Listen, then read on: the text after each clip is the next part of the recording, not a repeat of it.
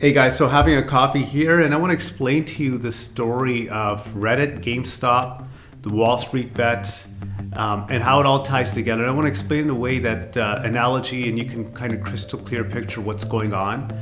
Particularly, this video, this story is going to come from the perspective of Wall Street bets and the average person, and what I think they're thinking.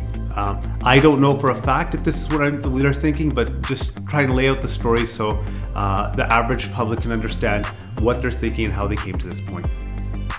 So in order to do this well, I think we need to look at the world, the financial world anyway, the stock market, instead of a stock market, almost like a jungle, but instead of looking at it like a jungle, let's look at it as the mean streets of any city, okay?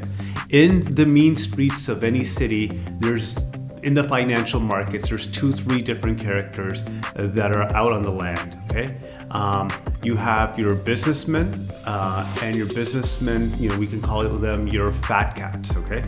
The fat cats have really big bellies, they're wearing business suits, they tend to be older men. The problem with these businessmen in general are we can't tell, because they all look the same, which one the good ones are or which one the bad ones are, but we can tell how they look by the way they talk, by the way they dress, by the way they look, okay? But what we can't tell is who are the ones making money from earnest endeavors and which ones are making money in a little bit more unscrupulous ways, okay? So you have 2 types of businessmen, but they look the same, and we'll call them the fat cats for the sake of this piece, but there's good fat cats and bad fat cats, okay? At the same time, you have your average person. Your average person is just people like you and I. We have a job, we go get coffee, we cross the street, we park our car, we go to stores, we go to restaurants. And as we're going to these restaurants, of course, there's fat cats there as well. And some of those fat cats are good people and some of them are bad people. We just can't tell. So unlike the world that we're used to today, where, we have to kind of live civilly with other people. And what that means is, if someone's in front of you, you give them courtesy, you open the door for people who are coming in behind you. There's a little bit of a common courtesy we have to live in society. We follow and obey traffic rules, we stop on red lights. This jungle, this financial world doesn't work so much like that, because in some senses, every single mistake you make, every single thing you do wrong, let's say you drop $100 bill, well, that's some money for someone else to pick up. Where in the normal world, most of the time, let's say you drop a little bit of money, a stranger even sometimes comes and gives it back to you. That's not how this financial world works. You make a mistake, somebody's going to take advantage, because any mistake you make is money for someone else and in their pocket. So as a result, the fat cats, why they're separated into 2 different categories are, the good fat cats don't always use every single tactic in the book to make money, and they're only looking at businesses and opportunities that they think are adding value to the world. Meanwhile, the fat cats that aren't so good, they're not actually that good always at making money, and so they're trying to find ways, shake up the average guy and take money from him. So they're trying to find out different tactics and different ways that they can shake him up, whether it means get him drunk, sign a bad contract, whether it's take photographs of him in a compromising situation and blackmail him. There's no ends to how they want to make money, but their real agenda in the big scheme is they're going to make money off the average guy. And if the average guy is stupid, ignorant, hasn't thought about things, that's his problem. Live and learn. Right? There's there's almost like a ruthless approach to how they go about making money. So over time, a lot of these average guys and this everyday people have been getting beat up by these fat cats.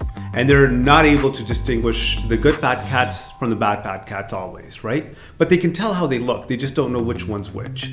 They can tell themselves apart from the fat cats.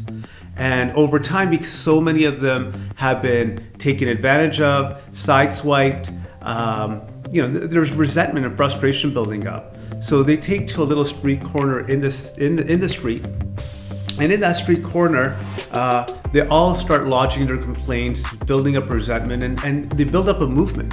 And the movement is, they feel taken advantage of, but they're like, well, okay, look, if they want to play by these rules, we're willing to play by these rules as well.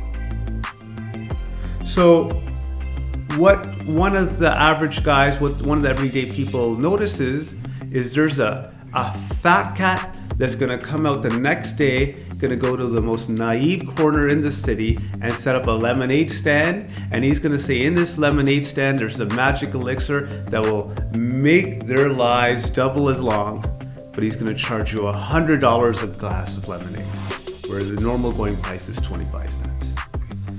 And so these guys already know his plan before he's gonna do it. His plan looks foolproof. It's in the right part of the city for him to get away with this. Everyone wants to live long. No one's back checking if this is actually ever gonna make you live at double your life.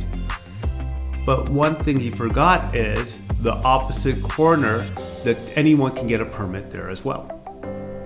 So the everyday people the next day, as this guy said, as the fat cat's setting up, they set up across the street from him, and they basically, instead of charging $100 for this magic elixir, they charge $1. Same idea, magic elixir, lemonade, and in a sense, they start stealing all the business that he thought he was going to make.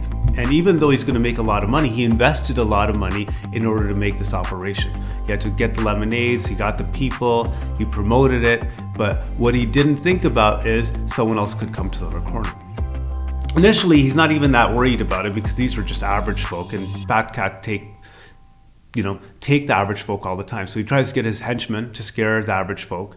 But what he doesn't realize is in that street corner where they're pounding and they're resonating with these average folk, there's more and more and more of them. And as they come, they're creating more of a distraction, and they're funneling all the traffic that should have been his on their side. Right? So one, he's not making any money. B, they're taking his money. And eventually over time, because there's so much pressure on him and there's so many of them, he relents. And this is one of the first and few times you see a fat cat relent to an average person. He relents, he leaves. He's not in the best situation. And he realizes he can't beat them. But as word gets out to other fat cats that the average person are out there, and these average people are going and not just attacking this fat cat, they're going to other fat cats in other situations where the fat cats haven't actually thought out their situations, and they're taking advantage of them. They start complaining to the government. They start complaining to the police. They start making noise.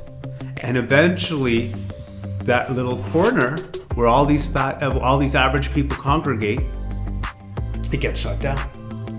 Police say you're not allowed to be here. You guys are smoking weed. You guys are doing things you shouldn't be doing. Even though that's not really, they never stopped them before for doing any of these small little petty criminal things, but they're stopping them now because they're making so much noise and they're impacting the lives of the fat cats. So they say, disband, you're not allowed to be here. And at the same time, the lemon provider supplier chokes them off and says, no longer are you allowed to buy lemons. And that's really where we're at when we look at the situation of what's come from wallstreetbets, Reddit, and the GameStop situation. In this analogy, GameStop is just the lemonade. They could have picked any business. GameStop has nothing special to do with this at all. The fat cats are the hedge fund guys. Okay, I'm not saying all of them are bad. Sometimes it's hard to figure out which one the bad ones are from the good ones, but some of them have put themselves in compromising situations, and for once the average guy figured it out, took advantage of it, and took him for a lot of money. So this jungle where the average guy's been taken over and over and over again, the one time the average guy outsmarted the fat cat, and now we're up in droves about what can happen and what can't happen. And that's essentially the situation of how it is up to this moment. If you guys like this, you like the way I explained it, please give this video a like and subscribe. And leave your comments below. Thank you.